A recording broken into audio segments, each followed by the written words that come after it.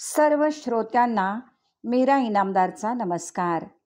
श्रीयुत सोमनाथ केसकर लिखित रिया पब्लिकेशन्सद्वारा प्रकाशित सांवरे रंगराची या संत मीराबाईंच्या जीवनचरित्रावर आधारित कादंबरीच्या अभिवाचनाचा आज 46वा भाग. दिल्लीच्या सम्राटांची भेट या 19व्या प्रकरणाची सुरुवात आज आपण करतो आहोत. मीरेचं भक्ती सामर्थ्य आणि तिच्या स्वर्गीय स्वरांची मोहिनी नुसत्या मेवाड राजपुतान्यातच नव्हे तर आर्यावर्तात सर्वदूर पसरली होती. तिचे अनेक भक्त तिच्या पदांचं, तिच्या भजनाचं पारायण करीत होते. तिच्या गोविंदावरील अलौकिक भक्तीचं, प्रेमाचं वर्णन आपल्या कीर्तनातून करीत होते. त्या वार्ता आता दिल्ली दरबारीही जाऊन पोहोचल्या. तोवर दिल्लीच्या तख्तावर मुघल बादशाह अकबर विराजमान झाला होता. इतर मुघल सम्राटांपेक्षा तो वेगळा होता. त्याने अनेक राजपूत राजांना आपल्या वश केलं होतं. तो न्यायी आणि कलेचा भोक्ता होता.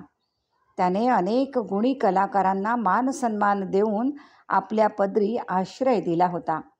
त्यांना आपली नवरत्ने म्हणून सन्मानित केलं होतं. त्या नवरत्नांपैकी एक होते गान सम्राट तानसेन. त्यांचं गाणं म्हणजे स्वर्गीय गंधर्व गायनच. त्यांच्या सुरांमध्ये इतकी अलौकिक शक्ती होती की मल्हार राग आळवताना प्रत्यक्ष मेघ बरसून जात. जर ते राग दीपकचे स्वर छेडू लागले तर महाली दिवेसुद्धा प्रज्वलित होण्याची अनुभूती होत असे. त्यांच्या अनेक स्वर मैफिलीमध्ये श्रोते डुंबून जात. एकदा त्यांची बहारदार मैफिल संपल्यावर भारावून गेलेले सम्राट अकबर म्हणाले, वा, जवाब नाही तानसेन, तुमच्या आवाजात आम्ही स्वतःलाच विसरून जातो. या पृथ्वी तलावर आपल्यासारखा दुसऱ्या कुणाचाही असा दैवी सूर नसेल. क्षमा असावी महाराज, मी आपला अत्यंत ऋणी आहे. मात्र हा बंदा गातो तो फक्त आपल्यासाठी. आमचे हे सूर एका बादशहाची चाकरी करीत आहेत. त्यामुळेच आमचा हा आवाज दैवी नाही. मात्र या भूतलावर अजूनही असे दैवी आवाज आहेत की जे आमच्याहीपेक्षा अधिक श्रेष्ठ आणि पवित्र आहेत. कारण ते फक्त त्या परमेश्वरासाठीच गात असतात. कदाचित परमेश्वरच त्यांच्या कंठातून गात असतो. नम्रपणे तानसेन उत्तरले. आपल्यापेक्षाही सुरस आवाज, आणि तोही इथं या हिंदुस्थानात. मग आजवर आम्हास कसे ठाऊक नाही? तसा आवाज इथे असेल तर आम्हास त्यांना ऐकायला आवडेल. त्यांना त्वरित आमच्या दरबारी घेऊन या. नाही खाविंद, नाही. ते पवित्र आत्मे दरबारात येत नसतात. माझ्या कानी ज्या साध्वीच्या अलौकिक सुरांची कीर्ती आली आहे ती एक मेवाडची राजकुमारी आहे. ती फक्त आपल्या गोविंदासाठीच गात असते. गाताना तल्लीन होऊन त्यांच्यासमोर नृत्य करत असते. तिनं आपलं सारं जीवन ईश्वराला अर्पण केलेलं आहे. तिने रचलेली गोविंदाची अनेक पदं आज नगरानगरात गायली जात आहेत. एक राजकन्या? कोण आहे ती? तिच्या सुरांची जादू तर आपण पाहायलाच हवी. मात्र ती येणार नसेल तर आपण स्वतःच तिचं गायन अनुभवण्यास जाऊ. बादशहा अकबर उतावीळपणे म्हणाले. खाविंद, आपण कलेचे भोक्ते आहात, कलाकारांचे आश्रयदाते आहात. मात्र क्षमा असावी, ती एक कलाकार नाही.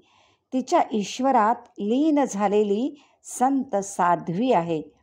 तिच्या गोविंदापुढे आपण सारे शून्य आहोत. तिच्या लेखी राणा काय आणि बादशहा काय, म्हणूनच ती एका बादशहाला भेटणार नाही. आपणास हा सम्राटाचा झगा उतरवून एक साधा भाविक व्हावे लागेल. तिच्या मंदिरात एक भक्त म्हणून जावे लागेल.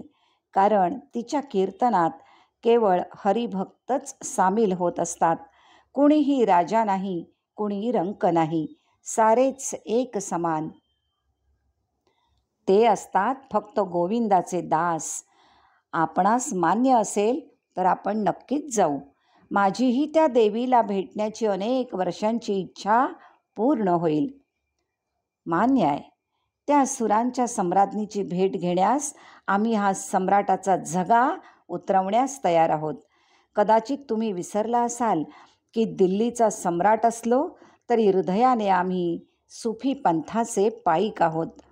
असा पंथ जो ईश्वराला आपला प्रियकर मानून आपल्या गीतांमधून आणि नृत्यामधून त्या प्रियकराचा शोध घेत असतो. अगदी त्या देवीसारखेच. अकबर म्हणाले. हो काविंद, ठाऊक आहे.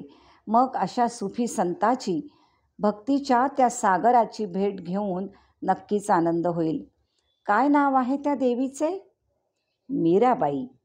इकडे मेवाडात मीराबाईंच्या श्रद्धेपोटी अनेक पुरातन कृष्ण मंदिरांचा जीर्णोद्धार होत होता. नगरच्या सीमेवरील असंच एक कृष्ण मंदिर पुन्हा नव्याने उभं राहिलं होतं. अनेक वर्षांनी या मंदिराचा जीर्णोद्धार झाला होता. आज या मंदिरात अनेक भक्तगण जमले होते, कारण या मंदिरात आज स्वतः मीराबाई कीर्तनास येणार होती. त्या कीर्तनाचा आनंद घेण्यासाठी अनेक हरिभक्त दूरदूरून आले होते. बाळगोपाळांनी देखील गर्दी केली होती. दुपारचे 2 प्रहर उलटून गेले होते. मीरा आपल्या महालातून बाहेर पडली. राजमहालाच्या प्रवेशद्वारापाशी आली. तिचा मेणा तयार होता.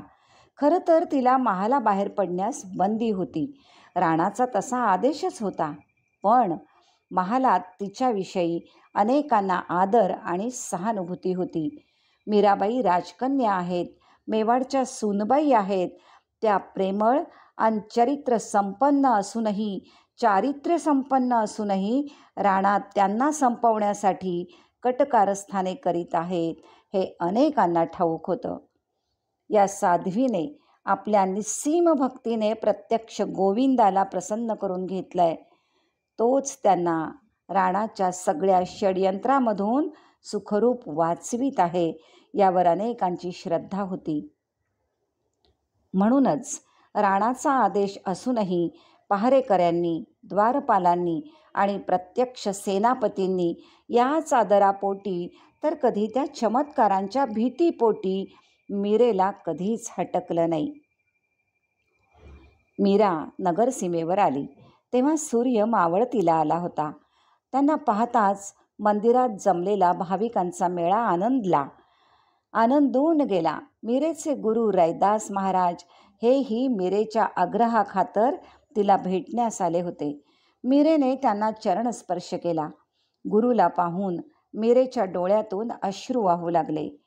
गुरु शिष्या नुसत्या भरल्या डोळ्यांनीच अनेक गोष्टी बोलून गेले. भाविकांनी गुरु रैदासांना मंदिरात गोविंदाचं पूजन करायला सांगितलं. खरं तर त्या काळात अखंड भारतवर्षामधली समाजव्यवस्था विषमतेने पोखरून गेली होती. एकीकडे मुघल आणि यवन अखिल हिंदुस्थानावर तलवारीचे ओरखाडे ओढत असताना इथल्या समाजात जातीभेदाचं, उच्चनीचतेचं वातावरण तयार झालं होतं. ज्यांना समाजात हीन जातीचं समजलं जाई अशांना मंदिरात प्रवेश नव्हता. तिथे पूजा अर्चा करण्यास बंदी होती. जातीभेदाची ही कीड सारा समाज पोखरून काढीत असतानाच अनेक संत सज्जनांचा या भूमीत जन्म झाला होता. त्यांनी या पोखरलेल्या समाजाला मानवतेचा संदेश देण्यासाठी आपलं सारं आयुष्य पणाला लावलं होतं. संत गुरु कबीर, रैदास, एकनाथ, गुरु नानक असे संत त्या काळात मानवतेच्या कल्याणासाठी जातीभेद उखडून टाकण्यास झटत होते. माझ्या गोविंदासाठी सारेच एक आहेत. कुणी लहान नाही तर कुणी मोठा नाही, उच्च नीच नाही, कुणी हलक्या जातीचा नाही. आपण सारेच माझ्या स्वामींचे दास आहोत, असा समानतेचा संदेश मीरेने आणि तिच्या गुरूंनी पदोपदी दिला होता. म्हणूनच या गोविंदाच्या मंदिरात कुणालाही अटकाव नव्हता. फक्त त्या गिरीधर गोपालाला शरण जायचं ही एकच प्रेमळ अपेक्षा होती. सायंकाळ झाली तसं मीरेचं कीर्तन सुरू झालं. तिने आधी गोविंदाचं स्तवन केलं आणि एकतारी छेडली. आज तिच्या एकतारीवर सायंकाळचा मारवा राग संचारला होता. हृदयाला एक आर्त ओढ लावणारे मारव्याचे सूर असं म्हणतात संध्या छायेप्रमाणे उमटत होते. तसे सारेच भाविक डोळे मिटून त्या पदांमध्ये डोंबू लागले. मीरेच्या पदावलीत आता तिच्या जीवनातील अनेक प्रसंग येत होते. जणू आजवरचा जीवन प्रवासच ती आपल्या पदांमधून उलगडून दाखवत होती. तिच्या जीवावर बेतलेल्या अनेक प्रसंगांचं वर्णन करीत त्यातून तिच्या हरीने तिला कसं सुखरूप तारलं होतं हेही ती सांगत होती. हरिभक्तीचा महिमा पटवून देत होती. गोविंदाच्या प्रेमाची शक्ती समजावून देत होती. एक एक प्रसंग चित्रवत डोळ्यासमोर उभे राहिले आणि साऱ्यांचीच हृदय द्रवून गेली. मीरा एकतारी छेडत होती आणि गात होती. मीरा मगन भई हरिके गुण गाय, साप पिटारा राणा भेजा, मीरा हाथ दिया जाय, नाय धोय जब देखण लागी, साली ग राम गए पाय, जहर का प्याला राण्या भेजा, इमृत दिया बनाय, नाय धोय जब पीवण लागी हो, गए अमर चाय. सूली सेज राणा ने भेजी, दीजो मीरा सुवाय, खांज भये मीरा सोवन लागी, मानो फूल बिछाय, मीरा के प्रभु सदा सहाई, राघे बिघन हटाय, भजन पाम पे मस्त डोलती, गिरीधर पर बली जाय. त्या अलोट गर्दीमध्ये आज दिल्ली दरबारातून आलेले संगीताचे 2 परमभक्त होते. ते फकीराच्या वेशात असले तरी त्यांच्या चर्येवरील विलक्षण तेजाने अनेकांचे लक्ष ते वेधून घेत होते.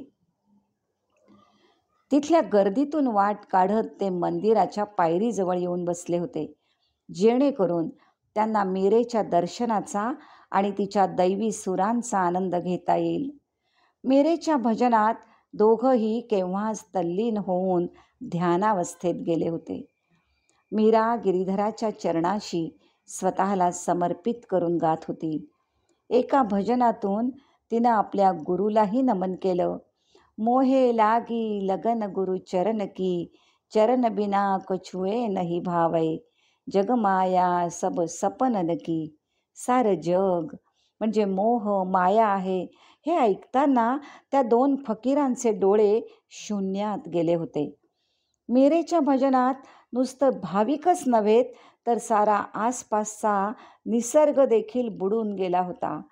तसा सूर्यही मावळतीला जाऊन आकाशात चंद्र दिसू लागला. मीरेने मग राजपुतान्यातील मातीत रुजलेला मांड राग आळवून एक भजन सुरू केलं.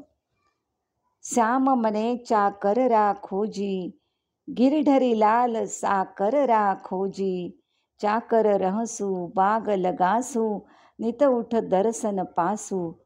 असं म्हणताना मीरेने जणू काही आपल्या भावी वाटचालीची खूणगाठ बांधली होती. तुझ्या या प्रीतीची बाग मला मनामनात फुलवायची आहे असं ती सांगत होती. श्रोते हो, मांड रागाचे सूर त्या वाळवंटी भूमीमध्ये मेघवर्षेप्रमाणे बरसू लागले आणि सारेच भारावून गेले. या साऱ्यांचं भारावलेपण पाहता त्यांच्या त्या भारावलेपणात आपणही सहभागी होत आहोत ना. मग आता आपण इथेच थांबूया आणि पुढच्या भागात पुन्हा भेटूया. धन्यवाद.